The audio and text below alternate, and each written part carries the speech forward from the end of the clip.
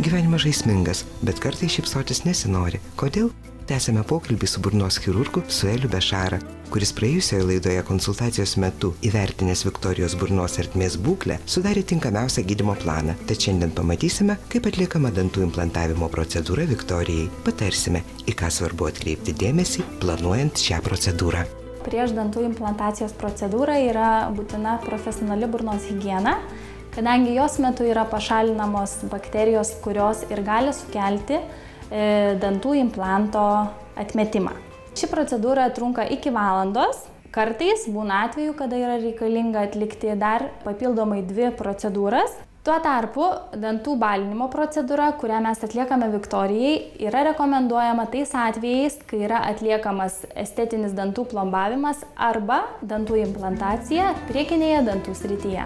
Profesionali burnos higienos procedūra MIR klinikoje kainuoja nuo 130 iki 200 litų. Tikslę paslaugos kainą gydytojas gali įvardinti tik įvertinęs paciento burnos ertmės būklę. Na, o dantų balinimo procedūra MIR klinikoje kainuoja nuo 500 iki 700 litų. O dabar turbūt visiems įdomu, kasgi yra tas danties implantas. Danties implantas tai yra netikra šaknis, kuria gaminama iš titano. Tai implantas taip atrodo, tai yra kaip varžtelis, mes jį įsukam į žandikaulį, po to yra protezavimo atrama po gydymo laikotarpiu, įsisuka į patį implantą ir dar eina karūnėlė viršaus. Ir turime tada jau dantį, kuris matosi burnoje. O kiek metų tarnauja danties implantas? MIR klinikoje mes naudojame Megagen Anyridge implantus. Megagen implantams yra suteikiama viso gyvenimo garantija. Pagrindinis faktorius, kurį lemia implantacijos sėkmė, yra gydytojo patirtis.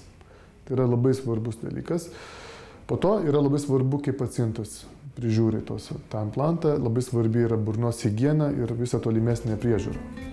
Įdomu sužinoti, kiek vidutiniškai trunka danties implantavimo procedūra. Vidutiniškai vieno danties implantavimo procedūra užtrunka apie 30 minučių.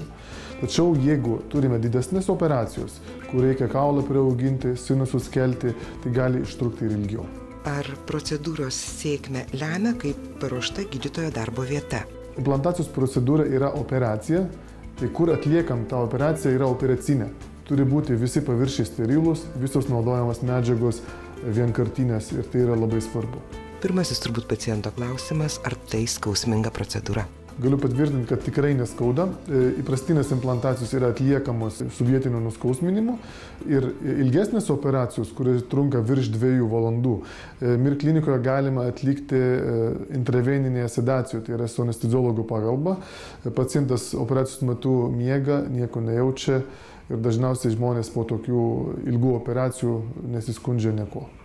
Kaip ir minėjau, dantų implantacijos procedūra yra neskausminga. Tai pacientui yra paruoštas operacinis laukas, su asistentės pagalba mes įsukam implantus, kaip čia matom nuotraukoje, tai čia šituo atveju buvo 4 implantai įsriegiami. Po įsrėgimo įsukam gijimo galvutę, tai yra tokia detalė, kuri formuoja dantenas gražiai per gijimo laikotarpį. Ir užsuvama yra operacinė vieta ir pacientas turėjo atvykti po savaitės siūlo išėmimui. Implanto įsrėgimo kaina, įskaitant ir pačią procedūrą, MIR klinikoje kainuoja 2400 litų. Tad jeigu planuojate dantų implantavimo procedūrą, registruokitės jau dabar nurodytų telefonu arba užsukite į MIR klinikos svetainę adresu www.mirklinika.lt.